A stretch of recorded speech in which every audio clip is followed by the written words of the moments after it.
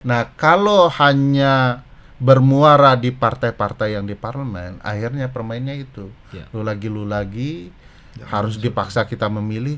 Saya mohon maaf nih, kalau Jokowi dan Prabowo maju lagi bertarung untuk 3 periode, mau tidak mau saya dipaksa milih Jokowi. Assalamualaikum warahmatullahi wabarakatuh. Halo sobat Warta Kota dan para Polpolers. Nah, ini nih, ada sebutan Polpolers nih. Jumpa lagi dengan saya Lucky Octaviano dan rekan saya Bang Andi Sopiandi dalam podcast Polpolan yang ngebahas segala sesuatu tentu yang sedang ramai, sedang viral sampai pol-polan, nah, kira-kira gitu ya. Nah, tentunya kali ini kami kedatangan seorang pakar hukum tata negara, meskipun beliau tidak mau saya sebut pakar hukum, tapi pakar itu kan ahli gitu. Pakar itu ada ininya, pantunnya Mas Lucky. Apa? Pakar makan tanaman. Pakar. Beliau beliau ada Ferry Amsari, tentu sobat Warta Kota dan Polpolers juga sudah tahu, yang ahli dalam bidang tata negara dan juga dosen di Fakultas Hukum Universitas Andalas. Apa kabar, Bang? Alhamdulillah baik, kabar baik Mas Lucky. Sehat, Mas Andi. Sehat. Alhamdulillah sehat. Harus sehat ya, karena Kondisi negara kalau negara ini harus sehat di negara yang Walaupun saat ini Mas Luk, kalau beliau tampil di beberapa media itu sering marah-marah terus. Oh, Saya nggak ngerti. Kenapa?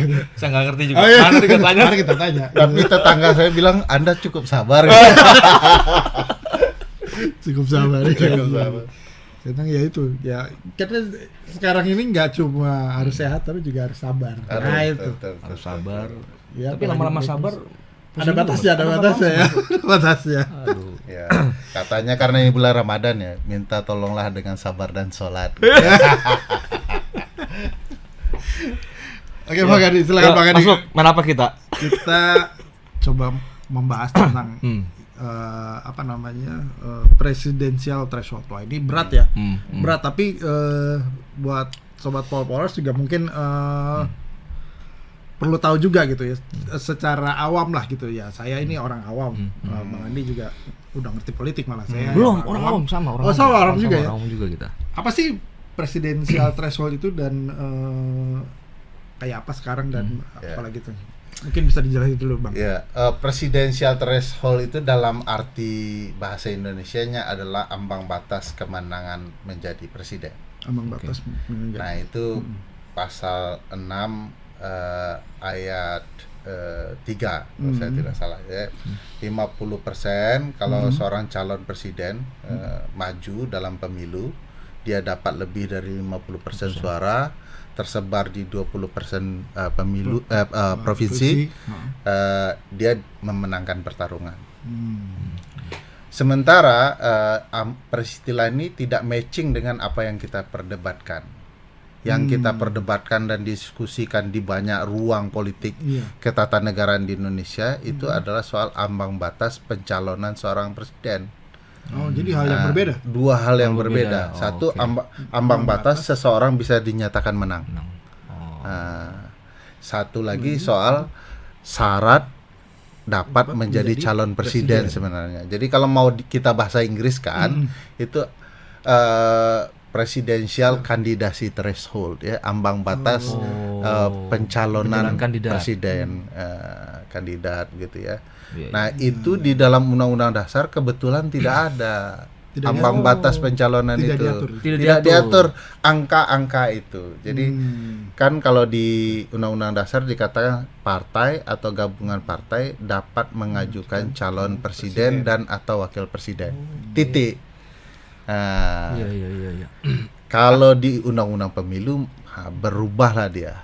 Kalimat tadi partai atau gabungan partai dapat mengajukan calon presiden dan atau wakil presiden yang memiliki kursi 20% di DPR dan atau 25% suara sah nasional.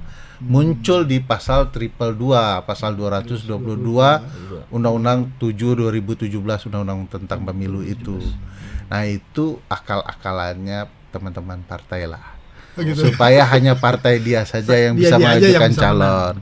Nah, teori akal-akalan ini di dalam ilmu kepemiluan disebut electoral competitiveness theory. Teori yang merancang kompetisi kepemiluan. Jadi dibuat supaya kalau kita pakai model matematikanya begini, kita yang menang nih ya. Calon kita bisa maksimal. Nah, begitu kemarin 2024 seluruh sistem kekuasaan terlibat, nah teori itu hancur tuh. Karena si lembaga ini terlibat, lembaga itu terlibat untuk kemudian ikut memanipulasi kepemiluan kita. Sudah Di set lah. di set up, direkayasa lagi, itu lagi gitu. Gitu lah kira-kira gitu. Iya, kalau kita rajin-rajin berdoa di tembok ratapan Solo sih bisa. Bang, Makanya udah pernah belum? Mau coba. Nanti lah pas. Enggak. Jangan coba-coba. Pulang kampung. Kata alim ulama sesat lagi menyesatkan itu. Masuk itu katanya settingan loh katanya, tapi gua nggak tahu juga ya. Gua nggak tahu juga ya itu ya. Settingan. Gua Ya, nggak tahu tapi kan juga. ada yang Kalau ibadah aja bisa disetting, apalagi hasil pemilu ya. hasil pemilu. Bang, Ah, tadi menarik yang Abang bilang terkait presidential threshold itu berarti secara aspek konstitusional itu inkonstitusional dong. ya, Secara ya. tafsir Undang-Undang 45. Betul, kan Bisa sudah jelasin ada nggak? putusan MK yang terbaru tuh yang mengatakan itu inkonstitusional, sehingga harus dihilangkan. Meskipun timbul perdebatan, bukankah sebelum putusan MK itu sudah ada 44 putusan MK lainnya yang mengatakan itu adalah open legal policy-nya pembentuk undang-undang, yaitu DPR dan pemerintah. MK bukan bilang itu konstitusional atau tidak konstitusional sebelumnya, cuman itu haknya pembentuk undang-undang untuk mengatur itu. Jadi kayak MK kasih jalan gitu ya. Nah mungkin MK melakukan refleksi penyelenggaraan pemilu kita, terutama 2024. Lalu MK memikirkan bahwa nggak bisa dibiarkan nih pembentuk undang-undang mengatur sendiri, karena ya itu muncul teori kompetisi kepemiluan itu, mereka cenderung melakukan rekayasa agar bisa memenangkan mereka. Jadi pemilu fair itu tidak ada. Nah MK bilang besok terbuka. Nah terbuka itu bisa menguntungkan, bisa merugikan publik juga. Menguntungkan karena kita akan punya potensi calon-calon di luar gambaran partai politik besar saat ini. Kita akan punya calon-calon yang ini baru nih ya. Kemarin kan lu lagi kan itu ke itu. Dia lagi. D4 itu ya. DL ya. Jadi muncul orang-orang yang potensial baru karena partai-partai peserta pemilu akan bisa mengajukan. Mereka tidak bergantung kepada siapa partai yang ada di parlemen. Atau partai-partai garda depan lah ya. Ya mereka bisa mengajukan dan pasti akan ada wajah-wajah baru. Senang juga Mas. Saya tuh punya mimpi kelas debat calon presiden kita itu kayak debat Barack Obama dengan Mitt Romney. Sama-sama lulusan Harvard gitu ya. Sama-sama cara mereka berdebat itu canggih. Kalau miss data, angka, cara perspektif itu juga dilawan dengan data. Lalu kemarin kan joget-joget gitu ya, saling menyerang 11 per 100 dan segala macam itu muncul, yang sebenarnya bagi saya banyak cara berdebat yang lebih elegan dengan meyakinkan orang dengan terutama background mereka gitu ya. Tapi bukannya itu ya, Bang, bukannya rakyat kita nih. Saya nggak meragukan lah. Konteks di sini adalah si rakyat ini biasanya itu senang tuh yang fun, yang nggak jelimet gitu loh. Apa mungkin para politisi kita kurang mampu memberikan informasi kepada masyarakat, nih harus milih seperti ini loh gitu. Orang pintar lebih senang begitu, Bang. Orang pintar nggak fun itu berarti orang itu kurang pintar. Obama itu cukup menyenangkan. Dia tiba-tiba melakukan rap gitu ya. Dia kemudian mendekati orang, diskusi, dan gaya dia bercanda luar biasa. Kalau Mas Luki sama Mas Andi suka nonton tayangan politik di Amerika, saya sarankan nonton Correspondence Dinner. Correspondence dinner itu wartawan dikumpulkan oleh asosiasi wartawan istana dan orang istana sendiri, White House, buat acara makan malam. Misinya macam-macam ya, salah satunya untuk menyumbang ke kepentingan sosial. Di sana presiden di roasting. Nah, itu keren Presiden itu. membalas roasting. Keren itu. Obama tuh salah satu presiden yang jago betul membalas roasting. Dan juga George W. Bush Junior. Coba nggak di luar imajinasi kita kan, George W. Bush Junior jago untuk bercanda. Orangnya sering agak sangar nggak jelas gitu ya. Nah, bagi saya pemimpin yang bagus itu mengerti publiknya. Jangan lu cerita teori bla bla bla. Orang nggak ngerti juga ngapain cerita. Sering menggunakan bahasa-bahasa diksi yang tidak pada tempatnya, yang orang nggak ngerti. Jadi orang pintar, calon pemimpin wajib fun orangnya dalam semua lini. Ya, lini anak muda, lini petani, lini ini, karena apalagi publik kita sudah menderita publik ini. Swasembada beras tapi tetap mau impor beras dari Amerika. Itu ketidakjelasan yang sangat absurd. Jadi harusnya kandidat kita mampu. Nah, kalau hanya bermuara di partai-partai yang di parlemen, akhirnya permainnya itu lu lagi harus dipaksa kita memilih. Saya mohon maaf nih, kalau Jokowi dan Prabowo maju lagi bertarung untuk 3 periode, mau tidak mau saya dipaksa milih Jokowi. Kenapa? Karena nggak mungkin saya milih Prabowo, Mas. Saya backgroundnya tahu gitu ya. Bukan saya sekarang sudah tahu juga background Jokowi. Tapi gimana anak pemilu nggak ikut milih kan? Karena dua-duanya kita dipaksa dengan kandidat yang dirancang sedemikian rupa. Nah, begitu putusan MK, kita menjadi lebih luang untuk menentukan pilihan yang lebih beragam. Nah, cuman kerugiannya juga ada. Kerugiannya ada, ya partai anak Pak Jokowi bisa maju juga. Yang di-upgrade oleh bapaknya kan partainya. Jadi ada keuntungan besar, potensi penyimpangannya ada. Kembali ke publik. Nah, orang bilang publik kita begini kan, dirimu bilang ya, nggak sukanya yang bercanda ya, bercanda, tetapi juga publik perlu dididik kan. Apa sih yang diomongin itu benar apa enggak? Nah, dengan lebih beragamnya calon, maka publik akan dapat kurang lebih perbandingan perspektif para calon. Jadi nggak monoton ya. Bandingannya itu lagi, besoknya bandingannya itu lagi. Itu pukul-pukul meja gitu ya, sama janji-janji ngasih lapangan kerja yang tidak jelas juga. Katanya udah 1 juta. Sudah 1 juta Kurang 18. melalui MBG. Kurang 18 lagi. Yang isinya orang-orang yang sudah bekerja. Bang, tadi kan Bang Ferry ini, Mas Luki ya, selalu ngomongin tentang kekurangan threshold. Nah, kelebihannya apa kalau threshold itu? Ini biar masyarakat tahu juga, publik tahu nih. Ini catatan ya. Threshold itu tidak pernah ada ambang batas pencalonan ya, bukan ambang batas pemenangan yang kita maksud. Ambang batas pencalonan itu tidak pernah ada di dalam sistem presidensial. Dimulai dari Indonesia, ditiru oleh Turki. Jadi Indonesia pernah berprestasi loh, ditiru oleh negara. Jadi ya bangga juga kita.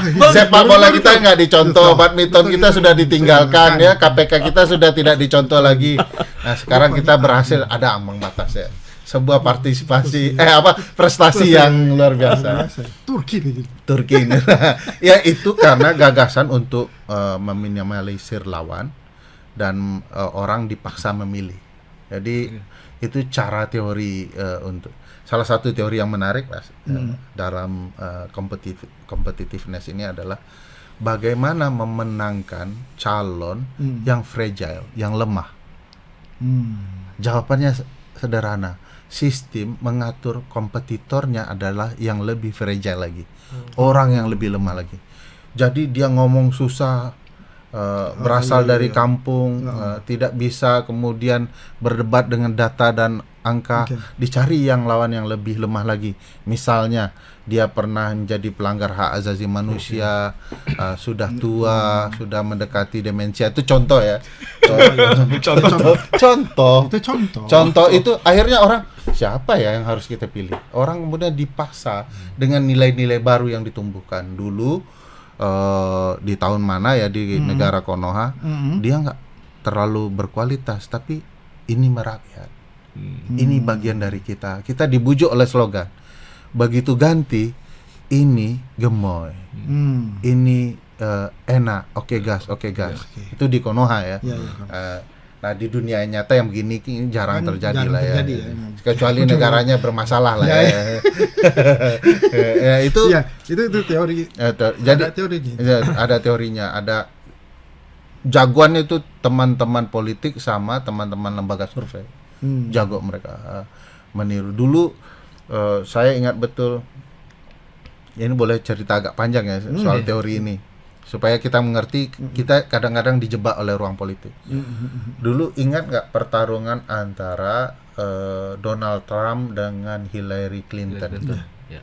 Semua survei bilang pemenang Hillary. Hillary. Nah, survei menyatakan menang. Apa akal Donald Trump dan timnya mencoba ambil data dari Facebook yang dipakai oleh Cambridge Analytica? Ditarik tuh data. Kan Mas Lucky tiap hari posting tuh, nggak suka gua sama Donald Trump karena begini. Satu orang tidak suka Donald. Mas Andi juga buat status 2 orang. Ada Ferry Amsari yang suka. Ini ada 2 orang, tapi kalau di detailing datanya ada yang menarik oleh Cambridge Analytica.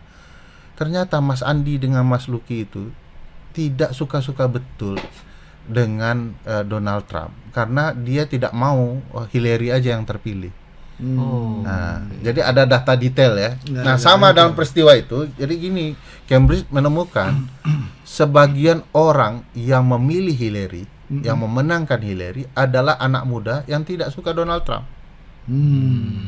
Jadi, tapi mereka juga nggak suka-suka betul Hillary karena ada kasus email, kasus perang gitu ya.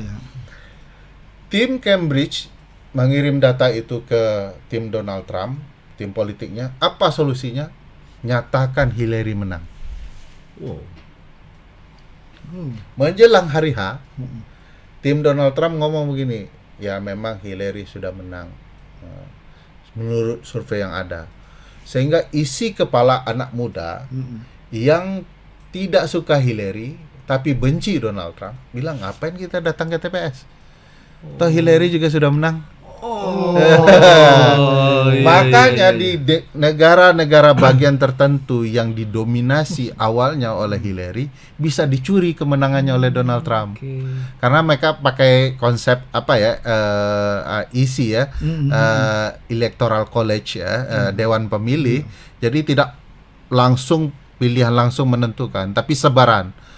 Karena di kota-kota penting Hillary KO tumbang, menanglah Donald Trump walaupun jumlah suara popularitas tetap dimenangkan Hillary. Dengan isu itu ya? Dengan isu itu strategi. Keren. Nah, kita juga sebenarnya jangan salah, kita kena temakan strategi.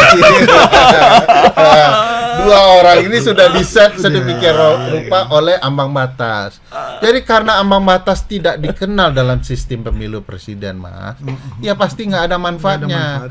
Manfaatnya itu bagi lembaga survei dan konsultan politik karena bisa ngakalin bagaimana memenangkan dan menyenangkan calon-calon tertentu.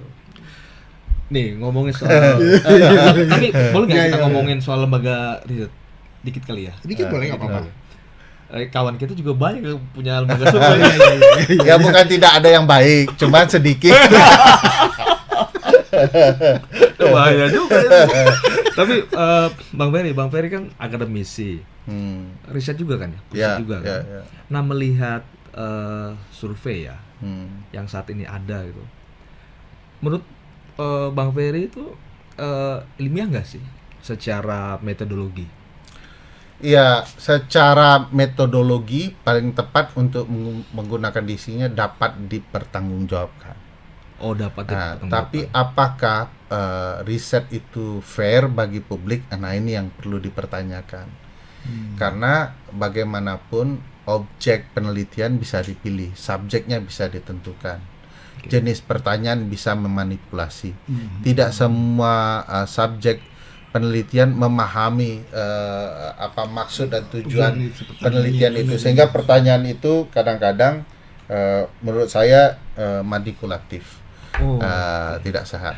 Nah, makanya Mas Luki sampai sekarang tidak ada lembaga survei yang betul-betul mengumumkan atas nama kepentingan publik. Kalau lembaga penelitian, masih ada lembaga penelitian yang berbasis penelitian untuk kepentingan publik luas. Lembaga survei hari ini punya kecenderungan sebagai konsultan pemenangan. Mereka merekayasa pilihan, ya. Bahkan ada yang manipulatif betul sehingga angka-angkanya bermasalah. Itu sebabnya asosiasi mereka menghukum kan lembaga-lembaga survei yang kemudian merekayasa itu. Nah, menurut saya ke depan memang harus ada lembaga survei yang lebih pro kepada publik, ya. Caranya bisa beragam, ya. Yang tidak terfikirkan oleh teman-teman lembaga survei itu adalah crowdfunding, karena dia akan mengumumkan untuk kepentingan publik, maka publik yang nyumbang. Dipertanggungjawabkan dana itu. Jadi akan ada lembaga survei yang betul-betul menjalankan kepentingan publik. Saya dengan teman-teman sedang berupaya membangun itu, ya. Tapi kan crowdfunding itu bukan ngumpulin dana sudah tuh selesai, ngumumkan, juga harus dipertanggungjawabkan dananya dan nah, kecenderungan seperti itu tidak terlihat di Indonesia karena politik kita itu masih mikir urusan politik itu kan urusan lu, bukan urusan gua gitu, ya. Nah, akhirnya publik baru sadar setelah kebijakan dari orang yang mereka abaikan itu merugikan mereka. Di pemilu itu mereka nggak ikut, tapi begitu yang jadi pemerintah buat kebijakan salah, baru dia komplain. Kacau nih pemerintah gitu, ya. Tiba-tiba keluar negeri buat perjanjian tanpa kita tahu gitu, sebagai publik. Nah, itu gara-gara kita tidak terlibat dalam mekanisme itu, menjauh.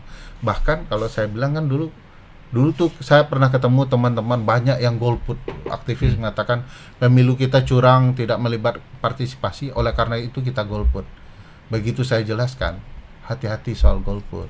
Golput itu juga bagian dari teknik mencurangi pemilu kita. Ceritanya ya si Donald Trump itu akhirnya orang pilih golput kan, karena kan sudah menang, ternyata diplot sedemikian rupa. Jadi ada isu tertentu yang kita tanpa sadar itu adalah plot twistnya gitu.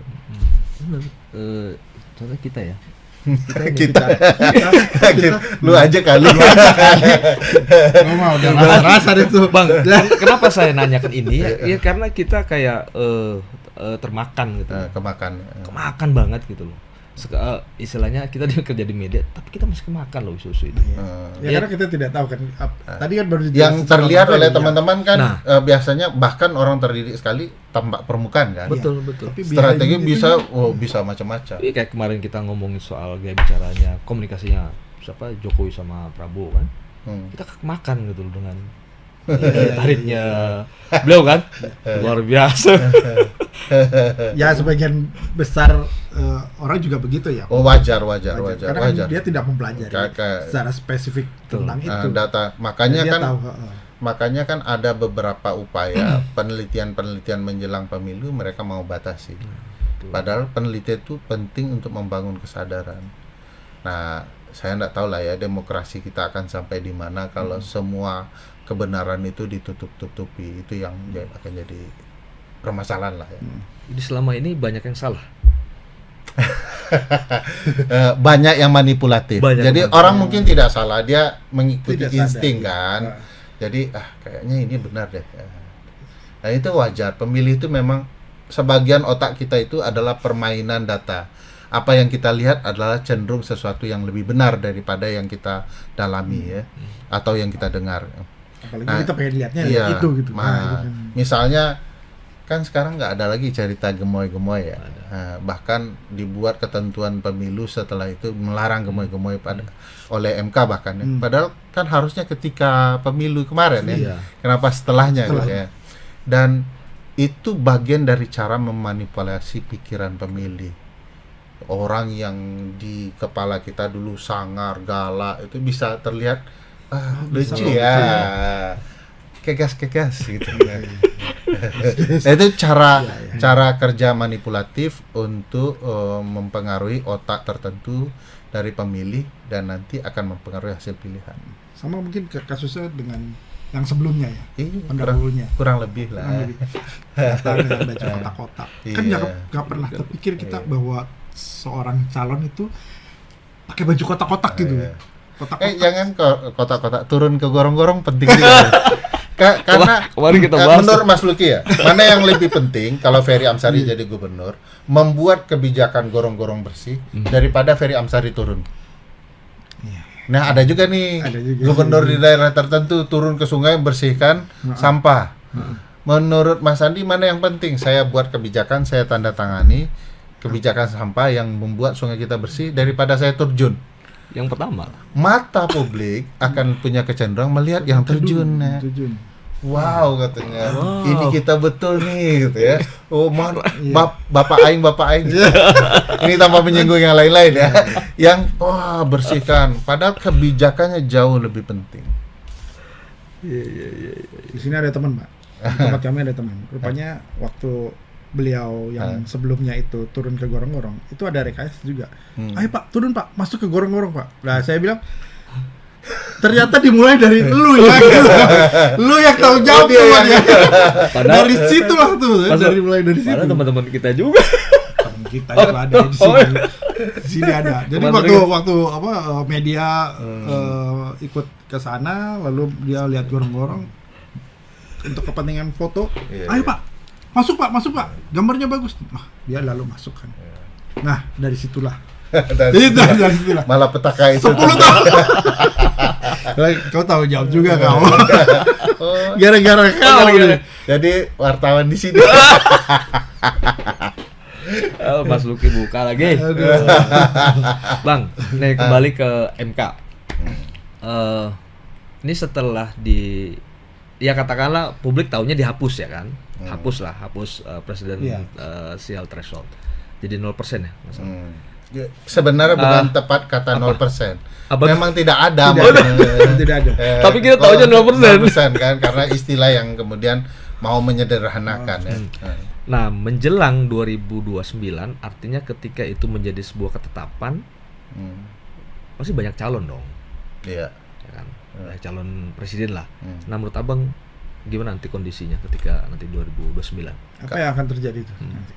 Menurut dirimu Mas, bagus banyak calon atau sedikit calon?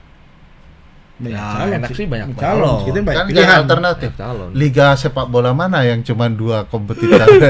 Kan harus ada mekanisme yang kompetitif yang lebih banyak sehingga kita punya pilih. Ada yang suka MU karena sejarahnya ya, ada yang suka Arsenal maunya untung aja begitu walaupun tidak perlu menang gitu ya. Tapi kalau saya menang, sorry.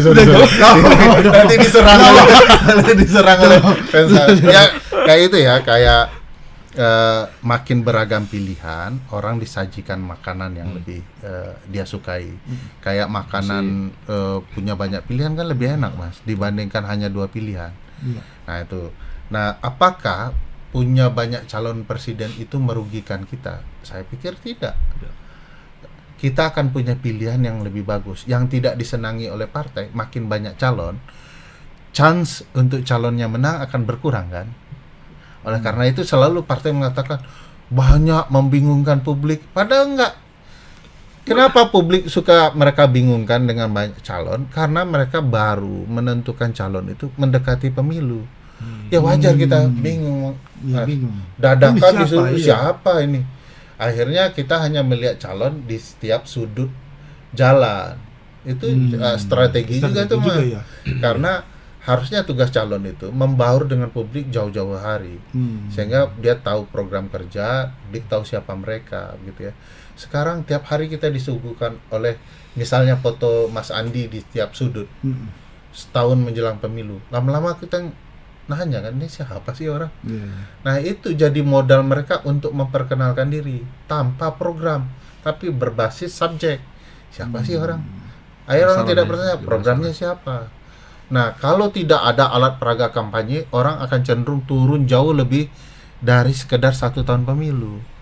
Nah, ini bagian dari strategi yang menurut saya selalu manipulatif. Jadi banyak calon menurut saya bukan kerugian, malah sebuah keuntungan yang menarik yang membuat orang belajar. Kalian nggak usah nimbrung jadi calon presiden kalau kemudian baru mendekati pemilu bekerja. Nggak laku itu. Karena banyak sekali alternatif. Tapi kalau 2 saja akhirnya mendekati pemilu, ya kita harus milih juga. Nah, jadi di banyak negara sekalipun termasuk sistem presidensial, bahkan negara sistem presidensial berbau otoriter, jumlah calonnya banyak. Lawan Putin itu 5-6, Mas. Kita cuma 2. Ketika Barack Obama maju, dia sangat populis ya, dunia mengenal dia. Itu pernah 12 atau 21 ya, saya lupa jumlahnya, banyak sekali lawannya. Yang dulu menarik misalnya yang jadi kontroversial adalah Al Gore versus Bush. Bush kan yang debat panjang itu. Nah, di kertas suara itu di California sekalipun itu 10 pasangan calon. California tuh, di tempat lain bisa lebih. Nah, ada di negara-negara bagian tertentu itu ballotnya atau kertas suaranya calon presiden ditulis.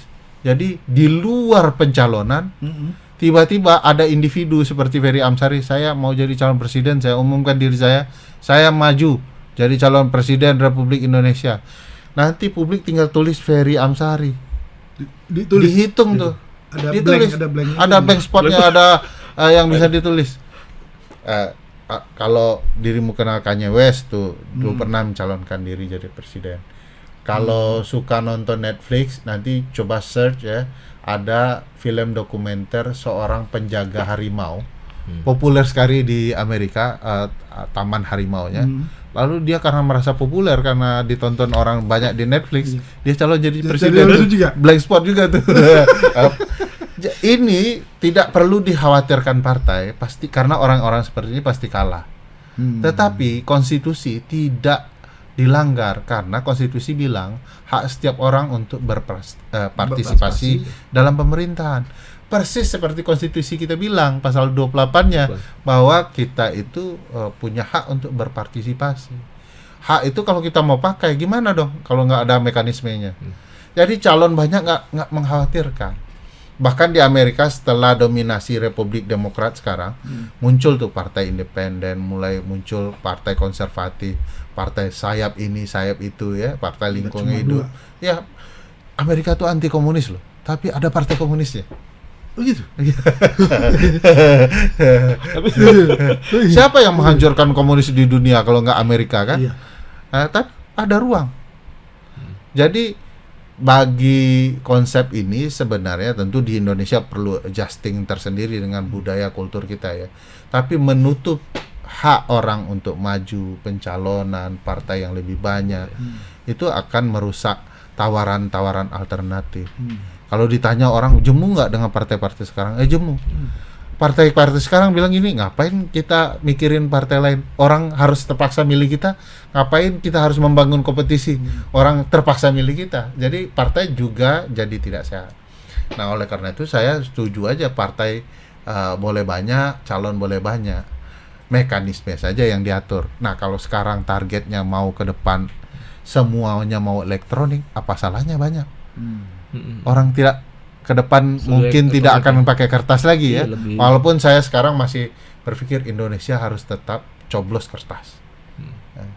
Yang lain boleh elektronik, hasil elektronik, pendataan partai boleh elektronik. Bisa dimanipulasi ya? Karena beberapa negara termasuk Amerika sudah khawatir dengan konsep elektronik. Jerman sudah tahun 90-an mundur dari konsep elektronik. Bang, nih tadi Bang Ferry kan selalu Amerika, Jerman, negara yang sudah maju lah. kan kalau dibandingkan dengan Indonesia tidak apple to apple dong. Apple Apple to apple dong. Artinya ada nggak di Asia Tenggara yang sudah bertransformasi ya minimal demokrasinya dan pemilihannya keren lah. ya. Sayangnya di Asia Tenggara terutama tetangga kita sebelah kebanyakan parlementer. Singapura campuran kayak Prancis, Malaysia parlementer, Australia parlementer, sistem kerajaan di Brunei Darussalam gitu ya. Yang presidensial Filipina sama berantakan. Jadi kalau disuruh yang nekan contoh ya kita tembak-tembakan target. Ya, jadi presidennya bunuh orang gitu kan. Di Filipina itu jadi problematika. Jadi kan kalau di Minang itu ada filosofi mencontoh ke yang sudah yang sudah melakukan, sudah berhasil gitu ya. Nah, kita harus contoh yang baik gitu. Kalau contoh tetangga itu kejadian ya. Iya juga sih. itu. Iya juga sih. Bang, tadi kan ada banyak calon, tentu kita banyak pilihan dan ada keuntungan juga. Nah, apa yang akan dilakukan partai-partai besar ketika terus kemudian membuka peluang banyak calon ini? Ya, partai akan terus berupaya untuk tidak membuka calon itu. Oke. Itu sebabnya pembahasan undang-undang pemilu sampai sekarang kan nggak jadi-jadi, padahal sudah harus dibahas. Menurut perhitungan teman-teman kepemiluan, saya dan teman-teman ya ada Perludem, Netgrid, Puskapol UI dan lain-lain itu, kami menyarankan dulu harusnya 2025 sudah selesai undang-undang pemilu kita, supaya tidak mendekati jadwal pemilu. Jadi orang semua siap, partai peserta siap, kita pemilih siap, apalagi penyelenggara. Kalau 1 tahun menjelang tahapan, ya siapa yang betul-betul serius melaksanakan itu ya asal jadi kan. Nah, aneh juga kalau DPR dan pemerintah lambat membahas ini. Dugaannya dengan kelambatan ini adalah mereka kembali menunggu momen untuk mendekati jadwal. Kayak yang sudah-sudah undang-undang 7 2017 itu 1 tahun sebelum kalau saya tidak salah. Yang sebelumnya 2 tahun sebelum. Yang sebelumnya lagi 1 tahun juga mepet semua. Jadi itu tidak boleh lagi terjadi. Jadi kita harusnya 2025 sudah selesai. Sehingga kita sudah membahas tuh dan sosialisasi apa saja hak orang, apa yang perlu diawasi. Nah, sampai sekarang sudah 2026 nih belum selesai. Belum ada tanda-tanda juga. Ini selambat-lambatnya tahun harus selesai. Nah, terjadi konflik politik memang, terutama untuk desain pemilu kada. Sehingga dengan alasan pemilu kada ada isu tidak langsung, sehingga publik kan menolak. Akhirnya DPR punya alasan untuk menunda pembahasan pemilu. Tapi dalam perspektif saya, jangan-jangan isu ini dibuat untuk jadi argumentasi menunda pembahasan pemilu. Karena pada dasarnya mereka tidak boleh punya alasan apapun untuk segera membahas undang-undang. Sebab putusan MK sudah mengatur semuanya. 1, pemilu presiden kita tidak ada ambang batas pencalonan presiden lagi. Pemilu kepala daerah kita sudah wajib langsung, karena itu bunyinya, karena dia bagian dari rezim pemilu. Jadi tidak boleh perwakilan. Pemilu kita harus bahas parliamentary threshold secepat mungkin di bawah 4%, karena itu juga keinginan dari putusan MK. Pemilu kita berlangsung secara nasional dan daerah agar publik tidak kebingungan karena semua jor-joran, sehingga kita hanya fokus pemilu presiden, lupa calon perwakilan kita di daerah. MK sudah atur ini semua. Nah, DPR harusnya menjalankan putusan ini, wajib kan, harus dimasukkan karena sifatnya final and binding, mengikat DPR. Nah, cara DPR membuat kita kebingungan adalah kalau kita bahas undang-undang sekarang, kami maunya pemilu kepala daerah tidak langsung. Enggak ada, kami maunya harus perintah putusan MK. Akhirnya kita berdebat, bingung. Kalau gitu kita tunda. Nah, tunda ini akhirnya membuat pembahasan dan pengesahan undang-undang mendekati tahapan pemilu. Akhirnya mau tidak mau kita akan menerima apapun ketika mendekati pemilu, karena kalau kita tolak terus, pemilu kita tidak terlaksana, akan ada orang yang cari keuntungan di sana. Nah, ini sekali lagi politik tidak sehat yang merusak ekosistem demokrasi kita. Pelakunya ya pelaku demokrasi sendiri. Nanti kalau mereka sudah kalah, tumbang, bermasalah, baru tuh mereka nyesal, merasa tidak adil. Harusnya undang-undang pemilu memastikan keadilan itu, baik di pemilu presiden, pemilu legislatif, maupun pemilu kepala daerah. Iya. Berarti ya PR-nya banyak nih, Mas Luk. Banyak lah. Banyak banget ya peran kita di media, peran Bang Iya. Ferry, ya kan. Pokoknya kekuatan politik civil society itu harus kuat. Ya kalau kita kalah sama politisi, Ya akhirnya kedaulatan kita hilang sebenarnya. Nah, misalnya salah satu konsep kepemiluan yang harus ada ya, dan itu penting dibahas, segera dituntaskan. Misalnya Mas Luki, Mas Andi kan milih nih, itu kan wakil Mas Luki sama Mas Andi ya di parlemen. Tapi yang mecat siapa? Kan ketua umum partai. Nah setelah jadi pasti lebih takut sama ketua umum partai mereka, bukan rakyatnya yang memilih. Nah ini konsep salah. Harusnya wakil kita takutnya sama pemilihnya. Nah kita pernah mengusulkan selain recall oleh pimpinan partai, harus ada recall oleh pemilih. Jadi nggak semena-mena kepada pemilih. 5 tahun sekali baru dekat. Sekarang nggak ada mekanisme ini. Maka lebih takut kepada ketua umum partai. Padahal kita yang milih mereka. Nah, ini yang kemudian harus dirancang sedemikian rupa agar publik itu masih ada harga dirinya setelah pemilu selesai. Kalau enggak akan diabaikan. Ini yang membuat pemilu kita tidak sehat. Kandidasi kita hanya berlangsung atas kebutuhan dan kesukaan dari ketua umum partai. Kandidasi kita sepanjang ada duit jadi calon. Nah, kita malah merancang kandidasi itu berjenjang. Kalau dia jadi calon anggota DPRD, dia harus mengabdi di partai 3 tahun. Kalau maju tingkat berikutnya, dia harus di partai 4 tahun. Tingkat berikutnya 5. Sampai jadi calon presiden, kalau dia anggota partai, dia harus pernah mengabdi di partai 6 atau 7 tahun. Ini menguntungkan partai loh, Mas. Menguntungkan partai. Sehingga nggak ada calon-calon loncat kodok. Kalau dia karena dia punya duit, lalu dia tidak dicalonkan partai, saya pindah partai, saya bayar, dapat calon lagi. Akhirnya kita muncul mekanisme yang buruk. Nah ini butuh waktu. Belum yang paling penting soal ambang batas itu. Kayak lingkaran setan ya. Lingkaran setan. Nyesal ngundang saya kan. Tahu tuh. Jadi dia ruwet gitu ya, ruwet banget gitu ya. Memang harus tarik. Tapi publik wajib tahu itu. Kalau enggak, publik akan merasa korbannya sudah. Ya inilah modelnya, mau ngapain.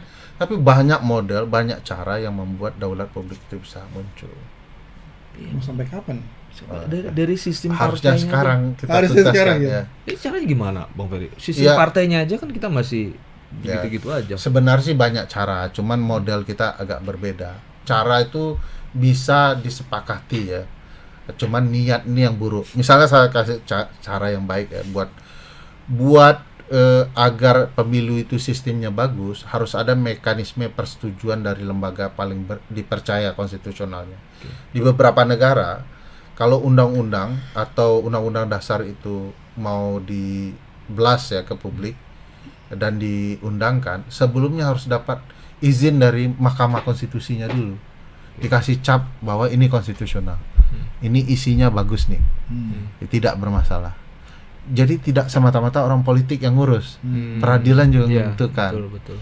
Bahkan ada yang lebih sadis. Kalau mau undang-undangnya seperti ini, parlemen dibubarkan dulu. Nah, tapi ini parlementer dikit ya bunyinya. Dibubarkan dulu. Kenapa dibubarkan? Karena kalau dia bahas undang-undang ini pasti kepentingan dia tuh. Betul. Nah, caranya bagaimana undang-undang ini juga kepentingan rakyat. Begitu mereka buat undang-undang, mereka dibubarkan, mereka kampanye. Yang setuju undang-undang ini pilih saya. Yang tidak setuju undang-undang ini pilih saya. Dua kandidat yang berbeda. Kalau publik suka, dia akan memilih si A. Kalau publik tidak suka dengan gagasan, pilih si B. Sehingga representasi yang muncul adalah atas kehendak publik. Nah, Iya, iya, kita kan nggak begitu Iya, ya. iya, iya, iya. Begitu setelah terpilih, bye-bye publik gitu ya. Kami Udah akan selesai. cuman selalu ngomong kami ini wakil publik. Nah. Tapi yang dikerjakan bukan keinginan publik kan, cuman dapat legitimasi aja terhadap kejahatan yang mereka buat. Aduh.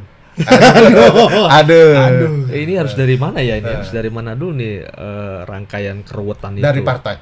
Dari partai dulu. Dari Ya? partai. Nah, kalau partai partai bisa nggak sih? Semua Bang? kekisruhan ini kan dari Partai bisa nggak sih Bang? Menurut dirimu Indonesia punya partai nggak? Enggak sih. Kenapa enggak? Kenapa enggak? Oh ini betul-betul dua lawan satu. Saya yang bertanya nih. Kenapa enggak? Kenapa enggak? Enggak ada partai di Indonesia. apa ya? Karena nggak tumbuh dari masyarakat ya. Artinya partai ini ya mengatasnamakan rakyat ketika mau pemilu aja. Ya, itu betul, tapi jawaban simpelnya Mas. Yang ada jawaban simpelnya aku jawab ya. Sama dosen saya nggak berani. Deg-degan juga. Dosen juga otoriter. Dosen harus otoriter juga. Otoriter dia. Jadi jawabannya tidak ada partai di Indonesia karena yang ada sebenarnya adalah perusahaan keluarga Nah itu. yang dikasih nama partai. Apa bukti perusahaan keluarga? Ada yang tahu itu. Sebab sebab kalau ketua partai berhenti jadi ketua partai, yang mewarisi anaknya. Anaknya bener. Kita dapat Dia pemilik saham terbesarnya. Siapapun yang berbeda pandangan dengan ketua partai bisa menyingkir dari partai. Itu model perusahaan. Bukti kedua, ada rapat di DPR gitu ya. Dia bilang kalau mau urus undang-undang ini, lu lapor ketua partai. Bukti ketiga, ketika pemilihan hakim konstitusi, anggota DPR bilang, kami dong sebagai pemilik saham, suka-suka kami dong ganti direksi katanya. Jadi hakim konstitusi itu dianggap sebagai direksi perusahaan. Jadi perusahaan ini negara perusahaan sebenarnya. Nah itu membuat pemilu kita tidak sehat, demokrasi kita tidak sehat. Sebab mesin untuk menghasilkan ruang demokrasi itu ternyata perusahaan keluarga, bukan partai betulan. Partai itu kan satu ragam visi, memperjuangkan visi itu sama-sama, satu ideologi, dan bagaimana di ruang politik perjuangan itu bisa diwujudkan, kan gitu ya. Partai. Nah kita nggak ada yang begitu. Ini contoh partai satu aja yang banyak tidak ada partai. Ciri partai modern adalah punya iuran tetap keanggotaan. Di Indonesia hampir bisa dipastikan 99% partai tidak punya iuran keanggotaan. Kenapa? Karena pemilik modal yang jadi ketua umum yang ngasih biaya semua. Jadi nggak ada partai. Nah kalau partai rusak, Mas Andi, ya wajar DPR rusak, wajar eksekutif rusak, wajar peradilan rusak, karena mereka semua yang ngisi itu semua. Basisnya itu kan itu. Pernah dengar teori Gigo nggak? Garbage in, garbage out. Sampah yang dimasukkan keluar pasti sampah. Mau diapain sampah ya tetap sampah. Oh. Nah, akibatnya kalau partai kita bermasalah, iya wajar lah lembaga-lembaga kita bermasalah. Coba partai kita benarkan.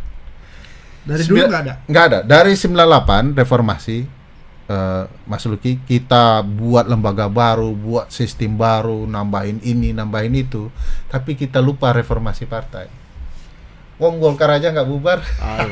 Iya benar, dia baru sadar ya. Iya lagi. Iya. Ternyata benar reformasi partai yang tidak pernah dilakukan. Lolos dia. Lolos semua. Itu sebabnya 6 tuntutan reformasi, 5 sudah tumbang, tinggal 1 yang belum dibunuh, yaitu perubahan undang-undang dasar. Cuman itu tinggal. Padahal sekarang sudah mau diminta ya, Pak Prabowo minta kembali ke undang-undang dasar 45 awal. Kalau itu sudah terjadi, musnah tuh reformasi sudah. Akan balik lagi dong ya. Balik dong, kan sudah jadi pahlawan. Oke. Baik, kasih. Bang Ferry, Sari, terima kasih banyak. Panjang gitu ya. Ini pencerahan sekaligus. Kalau tahu gini saya bawa baju MU betulan saya. Terima kasih banyak, Sama-sama. Bang Ferry. ada pertanyaan. Kalau tadi kan partai milik keluarga ya bang. Gimana coba menjelaskan soal Demokrat? Demokrat. Sorry. Gerindra. Gerindra. Iya.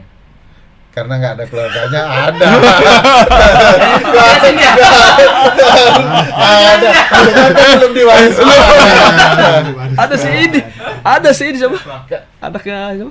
Ponakan kan? Bukan. Ada anaknya. yang Siapa sih?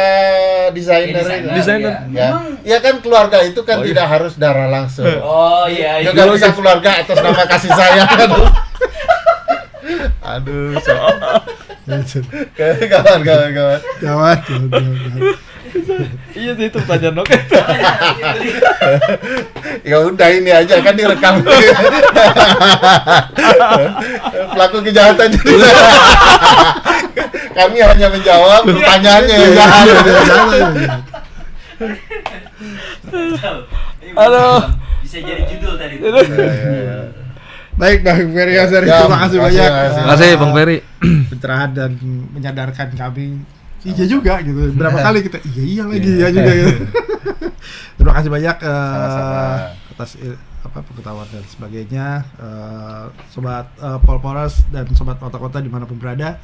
Demikian tadi obrolan kami ringan tapi berisi dengan Bang Ferry Amsari, dosen dari Universitas Andalas. Nggak mau disebut pakar tekun, pakar hukum tanah negara gitu ya. Karena pakar makan tanah. Pakar makan tanah. Ya, kita jumpa lagi di video pol-polan selanjutnya. Jangan lupa saksikan juga podcast pol-polan ini di YouTube dan di akun Spotify kami. Terima kasih.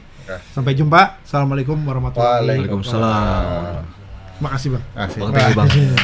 Siap. Download Tribun X sekarang. Menghadirkan lokal menjadi Indonesia.